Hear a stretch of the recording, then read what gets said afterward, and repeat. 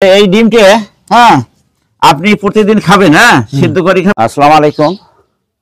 আমি আজকে মরাহাটির বাজারে একজন সুবিধা বঞ্চিত লোক, যা দিন মজুর, গ্রাম করে খায়, অবশ্য এরকম একজন লোক সামনে দেখতেছি।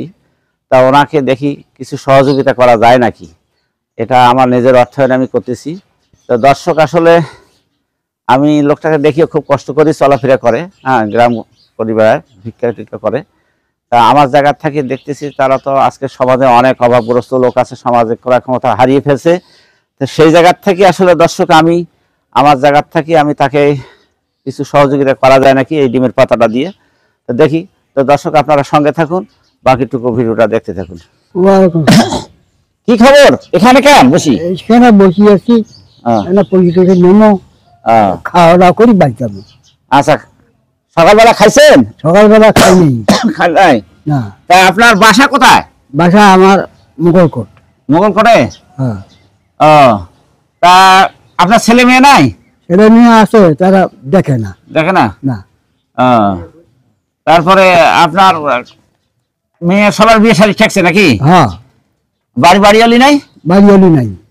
তাহলে খাওয়া দাওয়া কিভাবে করেন? পাক শাক কিভাবে করেন? পাক শাক করি নাই, মাংসের বাড়ি খাই। ও তাই?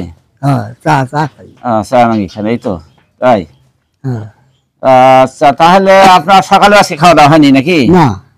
তা যাক, আমি আপনাকে একটা কাজ করতে চাচ্ছি, কিছু মুরগির ডিম আনছি। হ্যাঁ, একটা পাতা মুরগির ডিম নিয়ে আসছি। হ্যাঁ, এই ডিমকে হ্যাঁ আপনি প্রতিদিন খাবেন, হ্যাঁ সিদ্ধ করে খাবেন, রান্না করে যেভাবে খাওয়া যায় আপনারা প্রতিদিনে খাবেন। আপনি বুড়া মানুষ, খালে আপনার অনেকটা উপকার হবে। হ্যাঁ, তা যাক, আপনি এই যে ডিমটা যে আমার কাছে পাইলেন, আপনি কি খুশি?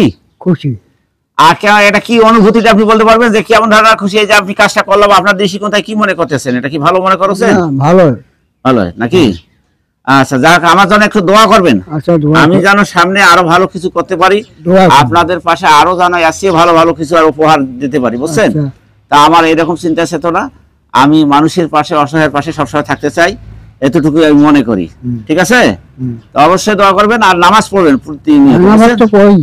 নামাজ পড়বেন, নামাজ না পড়লে হবে না কিন্তু। এখন যেহেতু আপনার বয়স বেশি হয়ে গেছে, নামাজ পড়বেন। হ্যাঁ, এখন যাবার সময় হয়ে গেছে। হ্যাঁ, সেটাই, এখন নামাজ পড়বেন। এই জন্য নামাজ পড়বেন নিয়মিত। আর আপনি সমস্যা হলে এরপরে যোগাযোগ করতে পারবেন, আপনার কতটুকু কি সমস্যা আমার সাথে কথা বলবেন। হ্যাঁ, ঠিক আছে? তো দর্শক, আসলে এই অনুষ্ঠানটি, আসলে এই ভিডিওটি করার উদ্দেশ্য আসলে কাউকে ছোট করানো, লোক দেখানো নয়। এই ভিডিও করার উদ্দেশ্য সাধারণ সুবিধা বঞ্চিত লোকের মাঝে আমি কিছু সহযোগিতা করে থাকি নিয়মিত। আমার যা কামাই করি, আমি 3/1 টাকা আল্লাহর পথে এভাবে খরচ করি। তো দর্শক, আপনারা ভালো থাকুন, সুস্থ থাকুন। আল্লাহ হাফেজ।